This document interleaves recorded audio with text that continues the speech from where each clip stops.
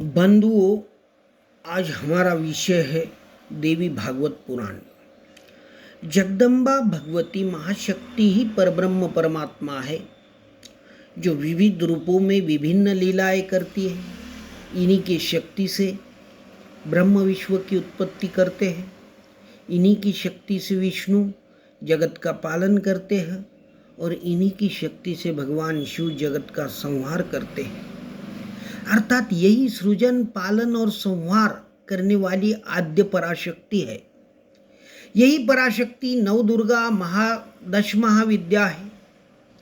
यही अन्नपूर्णा, जगदात्री, कात्यायनी, ललितांबा है। गायत्री, भुवनेश्वरी, काली, तारा, लक्ष्मी, बगला, षोडशी, त्रिपुरा, धूमावती, मातंगी, कमला, पद्मावती, दुर्गा आदि इन्हीं के रूप है। यही शक्तिमान, सर्वशक्तिमान शक्ति है। यही नर और नारी है और यही माता, धाता तथा पितामह है। भगवती कहती है, सर्वम खल्विदम एवाहम नान्यदस्ति सनातनम। अर्थात समस्त वड मैं हूँ, मुझसे अतिरिक्त दूसरा कोई भी सनातन या अविनाशी तत्व नहीं है। अपने यहाँ सर्वव्यापी चेतन सत्ता अर्थात अपने उपास्य की उपासना मातृ रूप से, पितृ रूप से अथवा स्वामी रूप से, किसी भी रूप से की जा सकती, किंतु वह होनी चाहिए भावपूर्ण और अनन्य, निष्काम। लोक में संपूर्ण जीवों के लिए मातृभाव की महिमा विशेष है। व्यक्ति अपनी सर्वाधिक श्रद्धा स्वभावता माँ के चरणों में अर्पित करता है, क्योंकि माँ की गोद में ही सर्वप्रथम उसे लोक दर्शन का सौभाग्य प्राप्त होता है। इस प्रकार माता ही सबकी आदिगुरु है और उसी की दया और अनुग्रह पर बालकों का ऐहिक और परलौकिक कल्याण निर्भर करता है। इसीलिए तो मातृदेवो भव, पितृदेवो भव, आचार्य देवो भव इन मंत्रों में सर्वप्रथम स्थान माता को दिया गया है। जो भगवती, जो जगदम्बा महाशक्ति स्वरूपिणी देवी, समिष्ट रूपिणी माता और सारे जगत की माता है, वे ही अपने समस्त बालकों को अर्थात समस्त संसार के लिए कल्याण पथ प्रदर्शिका ज्ञान गुरु है। शास्त्रों में भगवती देवी को उपासना के लिए विभिन्न प्रकार वर्णित है। मान्यता है कि जगदम्बा की साधना से सद्यफल की प्राप्ति होती है। पराम्बा भगवती राजराजेश्वरी अपने भक्तों को भोग और मोक्ष दोनों एक साथ प्रदान करती है, जबकि सामान्यता दोनों का साहचर्य नहीं देखा जाता। जहाँ भोग है वहाँ मोक्ष नहीं, और जहाँ मोक्ष है वहाँ भोग नहीं रहता। फिर भी शक्ति साधकों के लिए दोनों एक साथ सुलभ है। अर्थात संसार के विभिन्न भोगों को भोगता हुआ वो परम पद मोक्ष का अधिकारी हो जाता है। भारतीय धर्म एवं संस्कृति में भोगों का सर्वथा निषेध नहीं है, वरन उनकी मानव जीवन में एक क्षेत्र में आवश्यकता बताई गई है, पर वे होने चाहिए धर्म के द्वारा नियंत्रित तथा मोक्ष एवं भगवत प्राप्ति के साधन रूप। केवल भोग तो असुरी संपदा की वस्तु है और वह मनुष्य के अधपतन करने वाला है।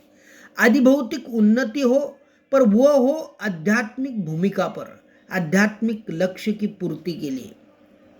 ऐसा न होने पर केवल कामोपभोग परायणता मनुष्य को असुर दानव बनाकर उसके अपने तथा जगत के अन्यान्य प्राणियों के लिए घोर संताप, अशांति, चिंता, पाप तथा दुर्गति को प्राप्त कराने वाली होती है।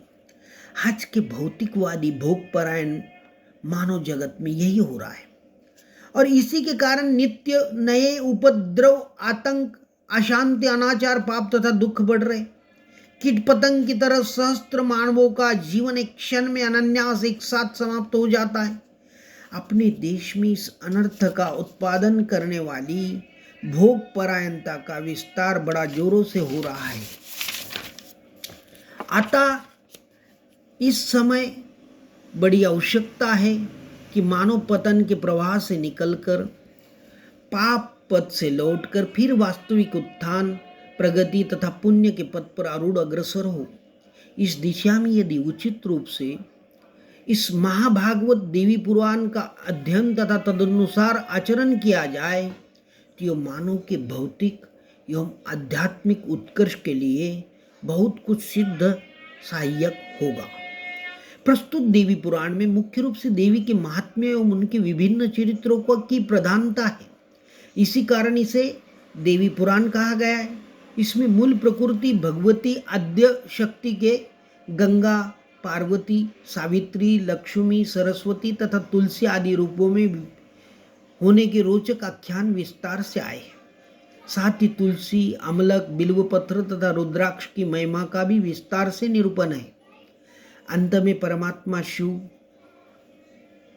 शक्त्यात्मक पार्थिव तथा अन्य लिंगों की पूजन विधि, उपासना, आराधना एवं महिमा का वर्णन है।